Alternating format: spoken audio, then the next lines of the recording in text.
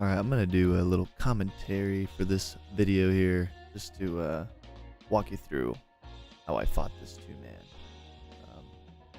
But yeah, start her up. My friend is dead. It is just me against two pretty big guys that definitely want me and my friend's loot. And I have my friend's loot on me because I haven't dumped it yet. So at this point, I'm kind of scared. I want to go outside and dump it. But I kind of freak out because I don't want to get shot in the back. Start chasing me, and I can hear them coming. So then I just work my way up all the way up to the top. And yeah, as you can tell, my mic wasn't really recording very well on this recording, so that's why I'm gonna do this commentary over it. But so I switched sides. I'm currently on the black pawn building, but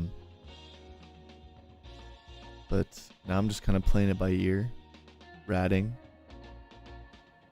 And so I actually hear him slide there, so I progress downwards. Something spontaneous happens. Thankfully, I was saved by the guardrail here, and he missed all the shots. And I also saw his blue laser there for a second. At this point, I dropped the bag, up the staircase, assuming he's going to come down this staircase. So I take cover in this room right here so I can right angle peek. Just a slight peek on this guy. So I hear him coming down. I kind of whiff the first few shots here. I overspray. So then I recover by going back, double click R to fast reload, and just in time. And he kind of got cocky there. I think that's the reason I got him. He just over pushed on that.